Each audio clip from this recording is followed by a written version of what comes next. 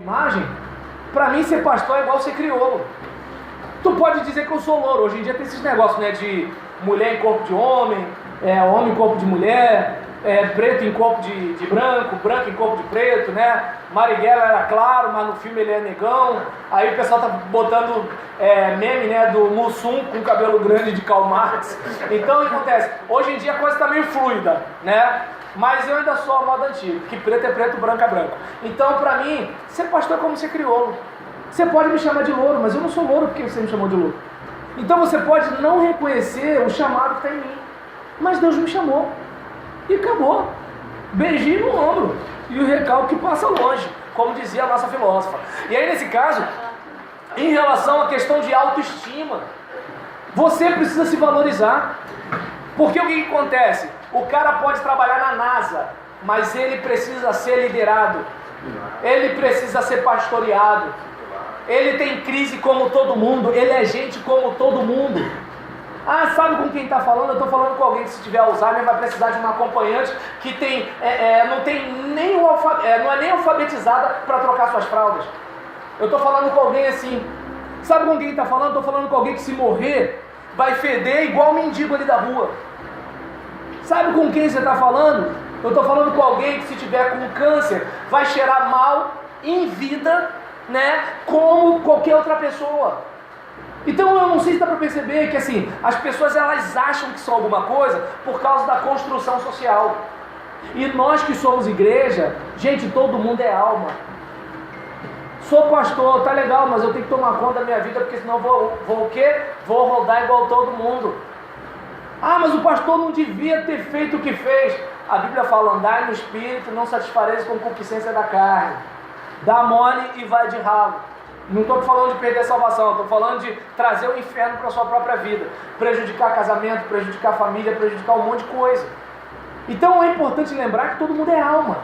Todo mundo precisa de cuidado. Mas às vezes a gente olha para algumas pessoas e pensa que, assim, ah, mas fulano é muito importante, não precisa de cuidado. Precisa. Talvez você pode não saber nada do que ele sabe.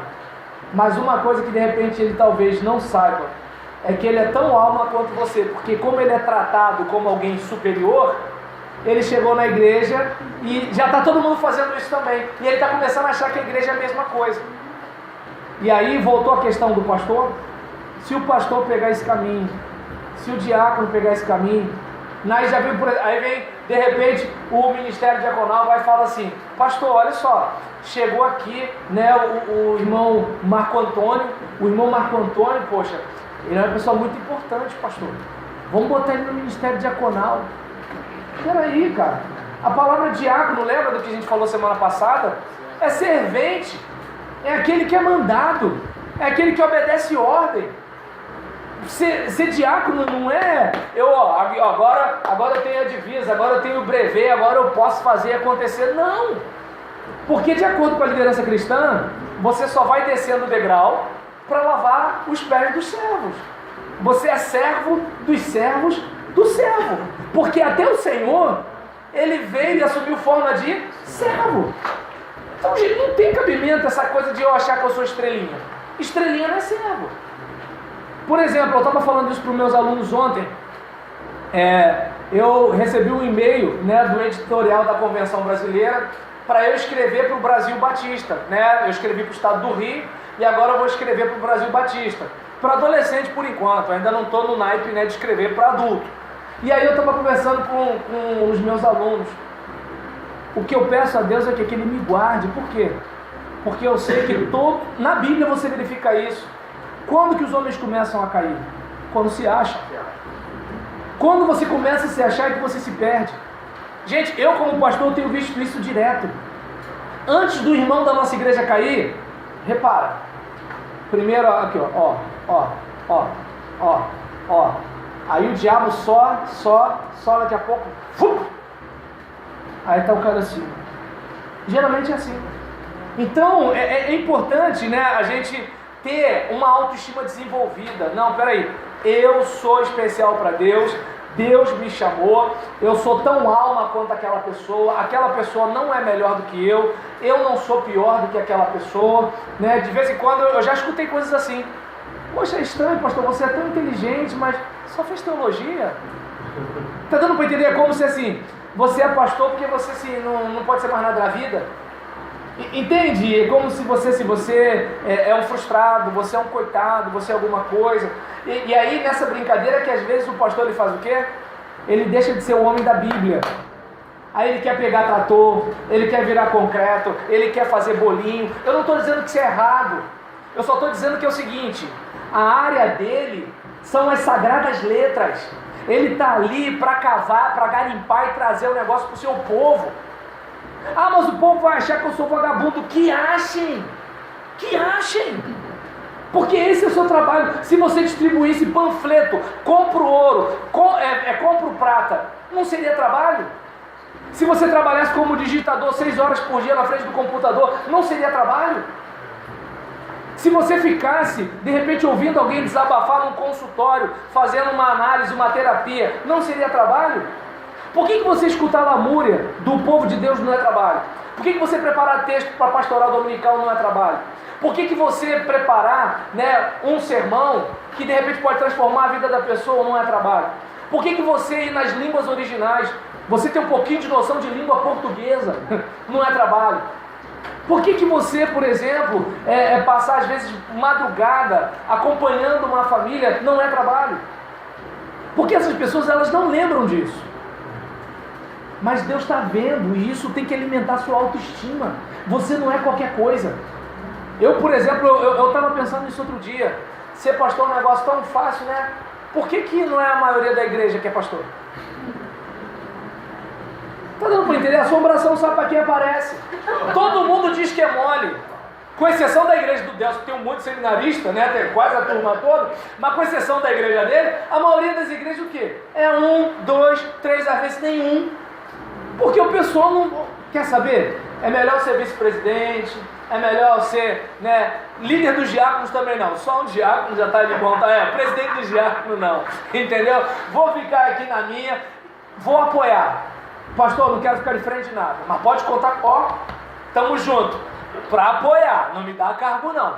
Ninguém quer liderança, porque o pessoal sabe que é bravo, entendeu? Aí o que acontece? É mole, então vem fazer e mostra como é que faz. Por que não vem? Porque sabe no fundo, que não é mole. Então, eu não sei se dá para perceber que é o seguinte, gente, aquele que almeja o episcopado, excelente obra almeja. Se você, meu querido, foi chamado por Deus para ministrar, tudo bem, seu papel é toalha e bacia. Não é qualquer um que tem capacidade de quebrar o orgulho e servir alguém. Às vezes alguém com menos condição que você, só que com mais orgulho que você. E você atende essa pessoa. Não é para qualquer um não, gente. Primeiro, a sociedade, ela rotula o anel no dedo, ele na sociedade. Isso. Então eles não conseguem entender porque o que se faz teologia é espiritual. Uhum. Então isso embaralha a cabeça deles a ponto de menosprezar a teologia. E o problema é que às vezes até os próprios crentes. E detalhe, eu não sei se dá para perceber o quanto a teologia ela é importante, porque na hora da tragédia, olha como é que o povo fica. Na hora da morte, olha como é que o povo fica. E aí eu não sei se dá para você perceber. Quem aqui já pregou em 15 anos e já pregou em cemitério, percebe a diferença de auditório. Tenta, por exemplo, escutar a pregação no 15 anos e tenta escutar a pregação no sepultamento. Você vai perceber a diferença. Entende? Então por quê? Porque na hora da dor, a gente está mais sensível. E aí nessa hora, os livros da estante, cadê o entretenimento, cadê o carnaval, cadê o shopping center, cadê a casa de praia? Nessa hora quem está perto de você, às vezes é aquele pastor que fala nós ora, mas é ele que está do teu lado. Entendeu? É ele que de repente não pode estar perto de você e ora contigo pelo telefone. E aí o que acontece? É importante essa ideia. Eu estou falando com o pastor, modo de falar, mas assim, aquele que está ministrando. E aí, em relação a esse caso aqui, por que eu estou falando isso? Porque muitas vezes a autoestima do líder na igreja é muito prejudicada. Gente, o Bill Hybels fala isso. Você, líder voluntário na igreja, Você é o melhor líder de qualquer organização. Porque é o seguinte, por exemplo, se você está no quartel, se o cara não te obedecer, tu prende.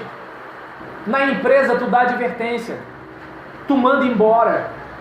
Na igreja, a igreja aceita todo mundo, e quando o problemático se afasta, tu ainda vai visitar para trazer o problemático de volta. Ou seja, o líder da igreja é o cara. Quem consegue liderar na igreja, gente? Pelo amor de Deus, consegue liderar em qualquer lugar. Entende? E assim, aí a gente vê a importância da autoestima. E eu até pego a questão, né, de desenvolver uma capacidade de se amar, né, de se prezar. E para que isso aconteça, deve-se fazer uma seleção de informações. Ou seja, deve-se decidir o que vai lhe influenciar. Você vai ficar à mercê do que a mídia fala de pastor, ou você vai ficar à mercê do que a Bíblia fala de pastor? A escolha é sua, né? E aí, em relação a isso, é possível partir do cuidado mútuo, que pode ser ilustrado por uma ferramenta de administração chamada benchmarking, né? O benchmarking espiritual teria a Bíblia como instrumento que compara o novo registro a um padrão pré-estabelecido. Ou seja, eu estou aqui pastoreando, o que a minha igreja espera de mim? Minha igreja espera o quê? Que o pastor faça isso, aquilo outro, não sei o que, não sei o que lá. Mas o que a Bíblia espera de mim? Parece a mesma coisa, mas é diferente. Lembra do que eu falei do pastor pegar o trator? De estar no aniversário do poodle da irmã Loló? Então eu não sei se dá para perceber que assim, é importante entender que assim, o que Deus espera de você é orientar o povo a ser pequeno Cristo. Deus chamou você para ajudar as pessoas a viver a fé cristã. Esse é o seu trabalho principal. E o que acontece? Que às vezes isso mesmo o povo não está aprendendo. O povo está aprendendo a ouvir uma boa palavra. O que é boa palavra? É um negócio que você ouve, gosta e vai para casa animado. Deus vai fazer, Deus vai fazer, Deus vai fazer. Tá, mas e você? Porque a Bíblia fala muito no se você. E o se você, pode reparar, a gente não toca. Só no que Deus vai fazer. Só que Deus não é mágico. Porque se fosse assim, seria mole. Você não precisava estudar. Deus chega e soprou, tu é pastor. Você não precisa trabalhar. Deus soprou, tem pão na tua mesa. Você não precisa fazer mais nada. Você não precisa ser um cara gentil com a sua esposa. Deus soprou, teu casamento é maravilhoso. Não, gente, os céus são do Senhor, a terra de Deus, filho dos homens. Deus quer abençoar a sua vida, sua casa, sua igreja, através de você. Fala, Ledwina. O pessoal quer ver a prosperidade. Entendi, só que é o seguinte, não é errado ter prosperidade. O problema é que o pessoal quer ter prosperidade gastando mais do que ganha. Quer ter prosperidade sem estudar, sem trabalhar. Quer ter prosperidade sem ter disciplina, sem ter hábito, sem ter foco. A pessoa quer o quê? Ela quer esfregar a lâmpada e Deus vai mandar dinheiro. E aí é nessa hora que eu não tenho dó de quem vai nas igrejas que prometem as coisas. Sabe por quê? Porque o cara fala o quê? Ah, se eu pegar R$1.000 e der, eu vou ter 100 mil semana que vem. Ou seja, ele não está investindo no reino. Ele está fazendo o quê? Só estou dando porque é para eu ganhar. E aí, filho? Aí quando não vem, processa a igreja. Você não está agindo como um negociante? Então vai, ué. Quer viver assim? Vai assim. Só que Jesus não morreu na cruz para eu ser rico. Está dando para ele? Não estou dizendo que é errado ser rico. Só que, por exemplo, o pessoal quer mágica. É diferente. Eu quero ser rico. Estou vendendo meu livro, Entre os Sonhos de Deus e as Realidades Humanas. Entendeu? Estou fazendo isso. Mas agora o que acontece? Aí eu quero ser rico. Pô, quer saber? Eu vou pegar o meu pagamento todo e vou botar lá na igreja.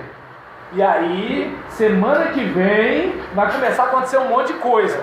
Aí não acontece, aí eu vou e processo a igreja. Faça-me o favor, né? Então, malandro foi o cara que me prometeu ou malandro fui eu também? Então, aí nesse caso, assim, eu olho, tem uma referência, o padrão é a Bíblia. Desculpa, eu estou correndo por cada hora, né? O padrão é a Bíblia. E aí eu vou me aproximando do padrão pré-estabelecido, a partir desse ponto de observação, né? E aí nisso, no relacionamento com os santos, eu vou tendo um modelo de como chegar a esse padrão estabelecido. E a recomendação é o quê? Para que nós sejamos capazes, né, de experimentar a boa, agradável e perfeita vontade de Deus. Detalhe que a boa, agradável e perfeita vontade de Deus não significa tudo dar certo na nossa vida. Elias estava na vontade de Deus, estava sendo perseguido. João Batista estava na vontade de Deus, perdeu a cabeça. Jesus estava na vontade de Deus e foi para a cruz. Paulo estava na vontade de Deus e foi preso. Estevão estava na vontade de Deus e foi apedrejado. Essa ideia de que estar na vontade de Deus é dar tudo certo é uma ideia de hoje. Essa ideia é de hoje. Lá em Apocalipse você vai ver o que? Você tem nome de que vive, mas está morta. Você acha que está rica, mas você é pobre, cega e nu. Está entendendo? Você está pobre, cego e nu. Então o que acontece? Deus, pegando a palavra de Deus para Samuel, Deus não vê como o homem vê. A pós-modernidade é que usa o número. Número é legal para mim. Eu estou pregando. Imagina, a minha igreja tem 100 e poucos membros, aí aparece 20 pessoas. Eu fico triste. Aí a minha igreja tem 100 e poucos membros, aparecem 200. Eu fico contente. Isso sou eu. Só que Deus sabe por que cada um está ali. Deus sabe se a Neuci está indo ver o neto cantar ou se ela está indo porque ela quer ir mesmo. Deus está vendo se a Ana Paula está indo porque a Isabel está pregando, ou se ela está indo porque quer ir mesmo, ou se ela deixou de ir porque a Isabel vai pregar. Está dando para entender? Então, está dando para entender? Ou seja, Deus sabe quando a oração é oração, quando a pregação é pregação. Não, eu sou batista, gente, o fogo aqui é baixo. Então acontece. Está dando para entender? Ou seja, Deus, Samuel, não vê como o homem vê. Só que como é que é a medida da gente? A medida da gente é uma medida de mercado. Esse é o caso, né? Por exemplo, eu fui pregar numa igreja outro dia, aí uma irmã passou a mão assim no meu ombro e falou assim: deixa eu pegar um pouco de unção. Aí eu olhei para ela e falei assim: irmã, se bobear, a senhora mais do que eu, e não sabe. Aí a irmã riu meio sem graça, né? Assim, brincando, eu tentei mostrar para ela que é o seguinte: todo mundo é barro e sopro. Todo mundo. Entendeu? Às vezes aquele irmão que está cantando muito bem, aquele irmão que está pregando muito bem, está com a vida toda enrolada, está nos pés do Senhor pedindo para Deus libertar ele de um problema e não está conseguindo força ainda. Só Deus sabe. A gente que é pastor sabe disso. Às vezes tem gente que você olha e você fala assim: eu só acredito que fulano está nesse pecado porque fulano está me contando. Porque a gente olha para esse irmão, a gente não diz que ele tem esse problema. Entende? Então, Marcelo fez essa cara, Marcelo deve ter confidente, tá vendo? Fez assim. Entendeu? Então, o que acontece? Fala pro pastor dele, ó, procura o Marcelo tá sabendo dos Paranauê aí. Aí então, pra gente fechar, né? No entanto, essa transformação pessoal que implicará na transformação daqueles que o cuidador pastoreia, só virá com o comprometimento que começa no coração, é provado pela ação, porque a palavra, gente, o vento leva, né? É provado pela ação e abre porta para a conquista. É aquele caso, eu estou muito feliz com as oportunidades que Deus está me dando agora. Mas eu lembro que quando eu fui à frente, eu tinha 22 anos de idade. Já estou com 44. Né? Eu espero que, é claro, ninguém aqui precise de 20 anos para concluir alguma coisa, né? Porque senão vai ficar ruim para alguns aqui. Mas o que acontece? No meu caso, algumas coisas que eu estou vivendo hoje demoram 20 anos para acontecer. E aí alguém olha para mim e pensa que eu tenho sorte. Não, tá entendendo? Algumas portas que se abriram para mim, abriram hoje. Por exemplo, hoje eu mandei uma mensagem, né, para uma irmã de um seminário. Eu falei assim: o que falta para eu dar aula aí? Porque já tem anos que meu currículo foi para aí. Ela: olha, continue insistindo porque a gente vai dar prioridade para os nossos, né? Ó, vê lá o seu currículo Lattes. Eu falei: mas o meu currículo Lattes precisa de um artigo. E eu mandei um artigo para essa universidade. Eu estou esperando essa universidade publicar o meu artigo para eu ter um artigo no meu currículo Lattes. Então o que acontece? Aí lá na frente eu vou e tem um artigo científico publicado. Pastor Robelão, olha, né? Deus foi legal com ele. Só Deus sabe o que eu passei. Entende? É um tipo de situação, tá dando para entender? Que assim, às vezes a pessoa ela olha para você e vê você com aquele carrão e não sabe se você tá na busca e apreensão. Não sabe, não sabe se você tá comendo ovo direto para pagar aquele carro. Ela só tem inveja. Entendeu? Tá vendo o seu casamento de 30 anos, mas não sabe as coisas que você já passou no seu casamento para chegar a 30 anos. Ah, se eu tivesse um marido igual fulano de tal, também estaria casado há 30 anos. Fala isso, miserável, porque tu não está casado com meu marido? Tá dando para... não entrega. Então, nesse caso, né, a questão de fazer, né, o que... por exemplo, além disso, é preciso coragem. né? Que não é ausência de medo. Coragem é fazer o que se tem medo de fazer. Ou seja, posso perder meu emprego, posso perder meu salário, mas não posso perder a minha dignidade. Eu tenho que me olhar no espelho e ver que eu estou vendo um homem de Deus. É fácil? Não, claro que não. Claro que é mais fácil o pastor que ganha 2 mil do que o pastor que ganha 20 mil, né? Mas assim, vai ter que pagar o preço. E aí, isso requer o quê? Caráter, né? Ou seja, quem é você naquele lugar que ninguém está vendo? Esse é o caso, né? Quem quer cuidar dos outros, vamos ler todo mundo junto isso agora? Quem quer cuidar dos outros precisa cuidar de si mesmo. Por isso não deve ser passivo quanto à influência do mundo, mas assumir a responsabilidade pela sua transformação, a fim de pensar biblicamente acerca de si mesmo, dos outros e das circunstâncias. Amém? Então vão na paz e não pequem mais. Pastor, cuidado quando você levantar.